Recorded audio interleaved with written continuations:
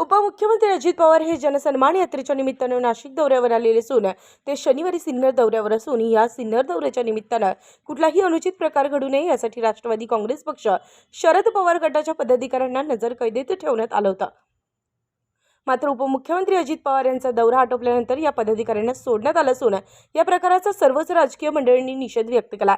या दौऱ्याच्या दरम्यान राष्ट्रवादी काँग्रेस पक्ष शरद पवार गटाचे तालुकाध्यक्ष संदीप शेळके यांच्यासह त्यांचे सर्व सहकारी यांना नजरकैदेत ठेवण्यात आलं होतं। शुक्रवारी उपमुख्यमंत्री अजित पवार यांच्या दौऱ्याच्या निमित्तानं नाशिक आणि सिन्नर पोलिसांचा संपूर्ण ताफा सिन्नर परिसरामध्ये कडक बंदोबस्तात तैनात करण्यात आला होता। पोलीस अधीक्षकांसह पोलीस निरीक्षकांचा बंदोबस्त ठेवून प्रत्येक हालचालींवर लक्ष ठेवून होता। पोलीस प्रशासनानेही प्रत्येक पोलीस ठाण्याच्या हद्दीत राजकीय तसेच अन्य क्षेत्रातील कार्यकर्त्यांवर नजर ठेवून त्यांना नजरकैदेत ठेवण्यात आलं। सन्माननीय उपमुख्यमंत्री अजितदादा सुनील तटकरे साहेब आणि त्यांचे सर्व सहकारी मंत्री आमदार आज सिन्नरमध्ये येणार असल्याची माहिती आम्हाला कळाली। आम्ही त्यांना आल्यानंतर त्यांचा कोणत्याही प्रकारे आमच्या मनात त्यांच्याबद्दल आदर नव्हता, पण आम्हाला जो शेतकऱ्यांचा आक्रोश होता तो मला त्यांच्याबद्दल पोहोचवायचा होता। एक शेतकरी कुटुंबातून आलेलो आहे, एक सर्वसाधारण घरातून आलेलो आहे, पण मला कोणत्याही प्रकारची कल्पना देता सकाळी चहाच्या अगोदर मला पोलिसांनी ताब्यात घेतलं आणि ताब्यात घेऊन दिवसभर त्यांच्या नजरकैदेत पोलीस स्टेशनला बसवलं।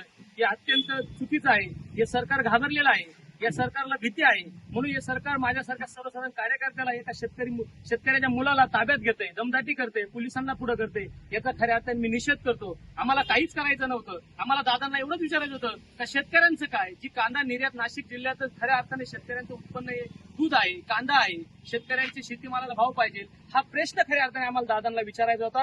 आणि हा प्रश्न विचारण्यासाठी आम्ही काही पोस्टर बनवले होते, त्याच्यावरती आमचे प्रश्न होते, दादा याचं उत्तर द्या, एवढाच आमचा प्रश्न होता। याला देखील दादाच्या दबावाने, स्थानिक पुढाऱ्यांच्या दबावाने आम्हाला अटक करण्यात आली। ही अटक केली तरी याचा आम्ही निषेध करतो। आता तुमच्याकडे सत्ता आहे, त्यामुळे तुम्ही आम्हाला अटक करा, दबाव आणा, दमदाटी करा, पण येणारा काळ हा शेतकऱ्यांचा आहे, सर्वसाधारण जनतेचा आहे आणि येणारा काळ हा विकासाबरोबर चालणार आहे। येणारा काळ हा महाविकास आघाडीबरोबर चालणार आहे आणि हा खऱ्या अर्थाने शरद पवारांचा असेल, उद्धव ठाकरे साहेब असतील, बाळासाहेब थोरात असतील, राहुल गांधी असेल, यांच्याबद्दल दादांच्या यांच्या मनात भीती निर्माण झालेली, म्हणून ही दमछाट झाल्यामुळे नेते तर खूप दूर आहे, पण सर्वसाधारण कार्यकर्त्याला सुद्धा ते दमदाटी करतात आणि ताब्यात घेतात। याचा मी जाहीर निषेध करतो। येणाऱ्या काळामध्ये जर शेतकऱ्यांचा विचार केला नाही, शेतकऱ्यांची जर कांदा निर्यात खुली केली नाही, तर याच्यानंतर आम्ही कार्यकर्ते सर्व शेतकरी असेल, शेतकऱ्यांची जनावरं असतील, सर्व शेतकरी आम्ही रस्त्यावर उतरल्याशिवाय राहणार नाही, एवढंच या ठिकाणी सांगतो। आणि मला अटक केल्यानंतर सिन्नर तालुक्यातील असतील, माझ्या गावातील असतील, महाविकास आघाडीचे सर्व कार्यकर्ते माझ्याबरोबर आले,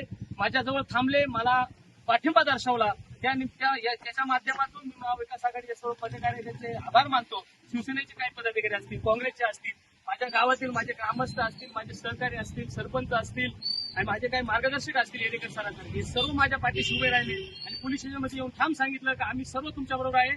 हे चुकीचं आहे, लोकशाहीचा गळा दाबण्याचं काम हे सरकार करते। याचा निषेध माझ्या गावानेही केला, महाविकास आघाडीच्या पदाधिकारी कार्यकर्त्यांनी केला। मी महाविकास आघाडीच्या सर्वांचे आभार मानतो। मला जी त्यांनी वेळेवर येऊन मला जी मदत केली, माझ्या पाठीशी उभे राहिल्याबद्दल त्यांचे आभार मानतो। वरिष्ठांनी बी जी दखल घेतली आणि प्रशासनाशी ते पोलीस खात्याशी फोनवर बोलले, सन्मान्य जयंत पाटील साहेब असतील, जितेंद्र आव्हाड साहेब असतील, रोहित दादा असतील, महमूदभाई शेख असतील, या सर्वांनी संपर्क साधला आणि मला लवकर सोडण्यासाठी त्यांनी प्रशासनाला सांगितलं। त्यांचे मी आभार मानतो, सर्व पदाधिकाऱ्यांचे आभार मानतो आणि सरकारचा पुन्हा एकदा जाहीर निषेध करतो। थांबतो। जय हिंद, जय महाराष्ट्र। उत्तर महाराष्ट्र न्यूज नेटवर्कसाठी ब्युरो रिपोर्ट सिन्नर।